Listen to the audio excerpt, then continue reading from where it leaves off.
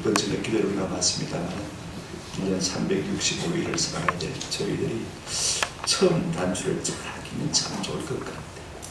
하나님 앞에서 큰 눈물을 흘리면요, 하나님께서 그것이 나중에 영롱한 보석이 되게 하셔서 기쁨으로 우리에게 돌려주실 줄로 믿습니다. 하나님 앞에 평강을 구하고 그죠? 은혜를 사모하고 도우심을 사모하는 것이 인지상정 아닙니까? 여러분, 예배가 뭡니까? 하나님 앞에 나가는 거룩한 행위 아닙니까? 우리가 레위기 1장을 읽습니다만 성경 중에서 가장 어려운 책이 레위기일 거예요. 아마 우리의 삶과 문화가 너무 동떨어지는 것이니까 읽어도 무슨 말인지 잘 모를 것 같아요. 근데 우리의 심령 속에 은혜를 받으면 어떤 현상이 일어납니까? 세 가지를 간절히 하고 싶어요. 첫째, 나도 모르게 기도하고 싶은 마음이 생깁니다. 기도를 안 배워주는데도요, 기도하고 싶은 마음이 자꾸 일어나는 겁니다. 그런가 하면 또 찬송하고 싶어요.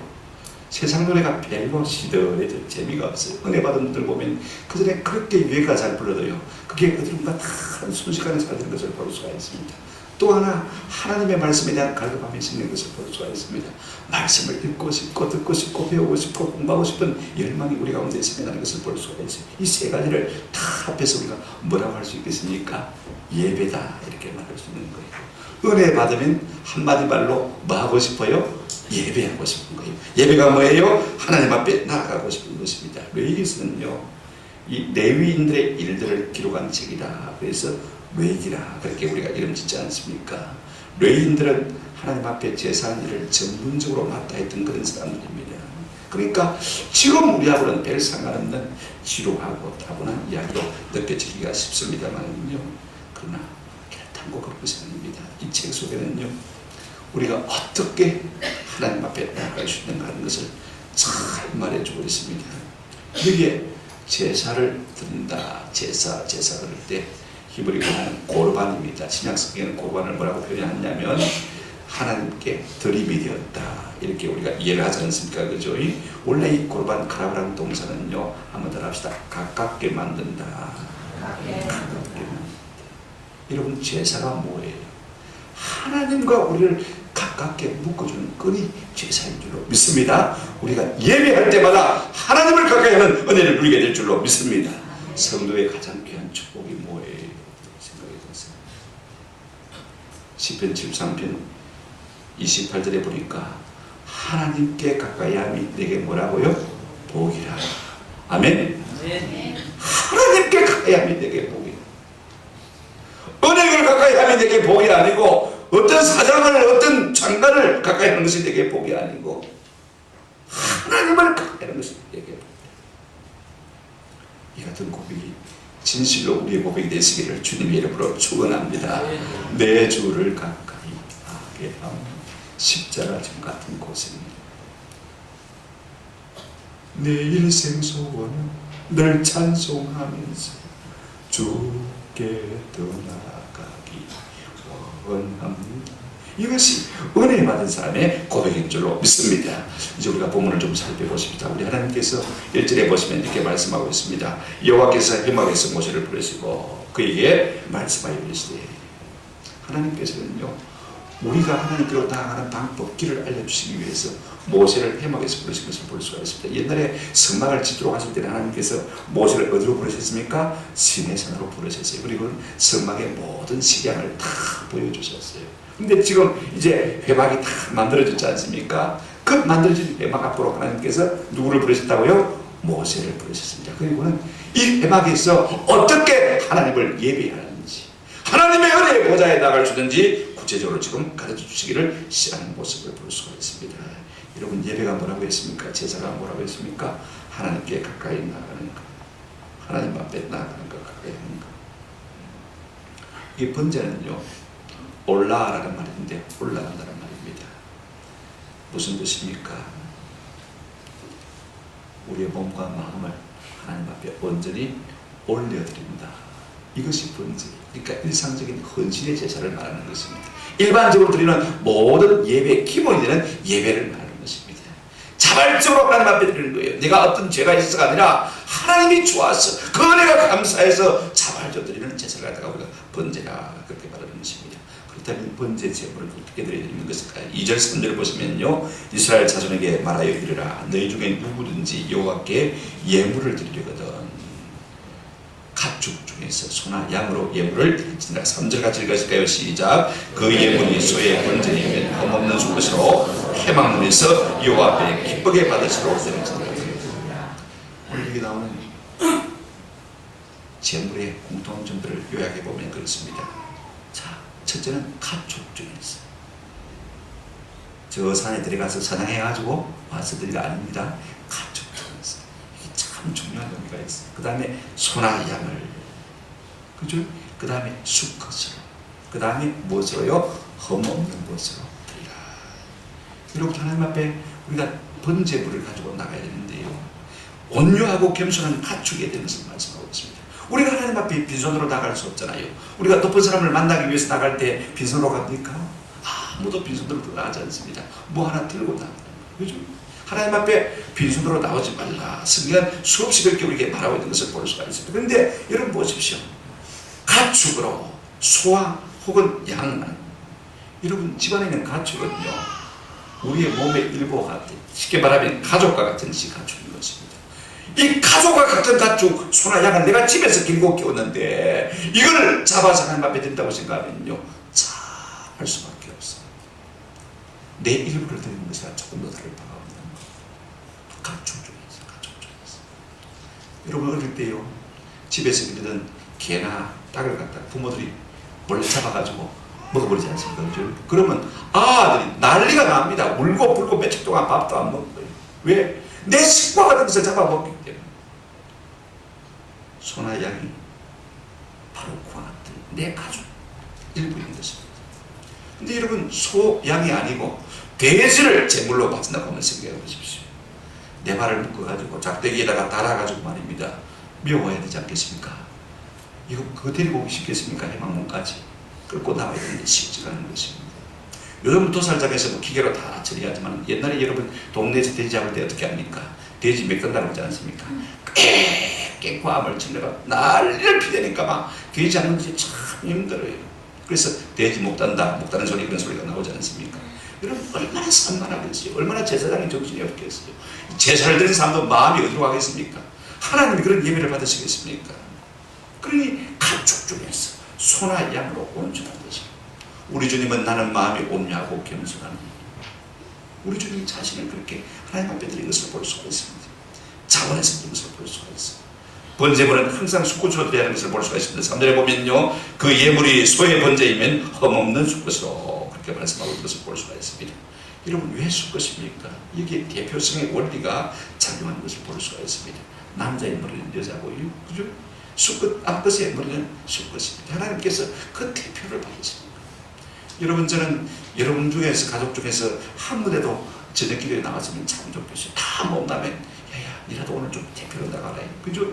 이런 대표성의 원리가 얼마나 중요한지 모릅니다. 한 사람이라도 나왔다면 하나님께서 우리를 불쌍히 여기시고 그 가정에 은혜와 복을 주실 줄로 믿습니다. 중요한 것은 우리 남자들의 대표성이 좀 회복됐으면 참 좋겠어요. 내가 가정의 제사장인데, 내가 그래도 가정의 대표인데 내가 하나님 앞에 바로 살아야지. 여러분, 그런 것들이 우리 가운데 있으면요, 하나님께서 그걸 보시고 은혜를 주실 줄로 믿습니다. 그런가 하면 번제물은 흠없는 것이 되는 것을 볼 수가 있습니다. 여러분, 하나님 앞에 드리는 것인데 사람 앞에 드리는 것도 골라서 드리지 않습니까? 깨끗하고 괜찮고. 선물을 드릴 때 흠이 있으면 혹시 신뢰가 될까 봐서 조심하지 않습니까? 오늘 우리의 마음이 하나님께서 들어가면요, 일부러 못난 것, 못한 것, 돈 안 되는 것, 그거 드리는 것 같아요. 왜냐하면 이스라엘 백성들이 저 유대 말기에 보면, 말라기 시대에 보면요, 병든 것, 고안 부서진 것, 그런 것, 절름발이 그런 거 많이 드리거든. 그렇지 않습니까? 드리긴 드려야 되겠고, 행식적으로 말입니다. 마음은 없고 그러니까요, 못난 것만 드리는 것을 볼 수가 있습니다. 그런 예배를 하나님께서 받으시겠습니까? 흠없고 정결하고 깨끗한 것. 물론 가난한 사람들은 비둘기로도 드릴 수가 있습니다. 여러분, 제물은 어떤 의미가 있습니까? 가축, 온유하고 겸손한 것, 수컷, 흠없고 정결한 것. 여러분, 이거 다 생각하면 누구를 생각할 수 있습니까? 우리 주 예수 그리스도, 우리의 참 제물 대신 그리스도를 생각할 수밖에 없는 것입니다. 이 세 가지 조건을 다 갖추고 계신 분이 우리 주님이신 것을 우리가 생각해 볼 수 있습니다. 두 번째로 우리가 생각해 볼 것은 이것입니다. 번제는 어떤 방법으로 드려야 되는 것입니까? 우리가 하나님 앞에 나가는 방법을 내 생각대로 할 수 있는 것 아니지 않습니까? 어떤 아프리카 사람들이 예수를 믿긴 믿었어요. 복음을 듣긴 들었는데 어떻게 예배할 줄 몰라가지고 어두운 쪽방문 성경을 갖다가 이 마당 한가운데 큰 돌을 만들어 놓고 말이죠. 그 위에 올려놓고 뺑돌 앉아가지고 예배를 드렸다. 그런 이야기를 읽어본 적이 있습니다. 우리가 하나님 앞에 나갈 때 어떤 방법으로 나가야 될지 성경은 우리에게 다 계시를 해주고 있는 것을 볼 수가 있습니다. 여러분, 먼저 우리가 하나님 앞에 재물을 가지고 나가야 된다고 성경이 가르쳐주고 있습니다. 3절 보십시오. 그 예물이 소의 번제이니, 반드시 예물이 필요한 것을 말씀하고 있는 것을 볼 수가 있습니다. 여러분, 하나님 앞에 나간다는 자체가, 고르라는 자체가 어떤 뜻이냐면요, 한번 더 합시다. 버림, 가져간다, 가져간다는 그런 뜻을 갖고 있습니다. 여러분, 성경은 우리에게 공수로 나오지 말아라. 신명기 16장 16절에 빈손으로 여호와를 배우지 말아라. 우리가 높은 사람을 만날 때 빈손으로 가지 않지 않습니까? 그래서 하나님 앞에 기쁘게 받으시도록 드릴지라 말씀하고 있습니다. 여러분, 기쁘게 받으시도록, 억지가 아닙니다. 어쩔 수 없어서 아닙니다. 인생한 마음이 아닙니다. 저주받을까 싶어서 두려운 마음이 아닙니다. 나를 즐거이 주님 앞에 드리시는 은혜가 있기를 주의 이름으로 축원합니다. 저는 찬송을 불러도요, 하나님 앞에 즐겁게 부르고 애를 써요. 이게 사람 앞에서는 잘 안 되지만 저는 사무실에 혼자 찬송 부를 때는요, 제가 요즘은 보니까 지휘를 하면서 부르니까요, 참 좋더라고요. 8분의 협박자 지휘가 참 하기가 어려워요. 근데 그 외에는요, 참 신나거든요. 지휘하면, 양손으로 지휘하면 춤을 추게 되잖아요. 그죠? 철로 춤을 추면 철로 기쁨으로 찬송을 드릴 수가 있어요. 여러분, 우리가 힘들 때는 우울한 마음을 드릴 수 있는 생각은 하나님 앞에 나갈 때 기쁨으로 예배할 수 있는 은혜가 있기를 주님의 이름으로 축원합니다. 제물로 내 마음과 내 뜻과 정성과 생각과 내 가진 모든 것을 다했습니다.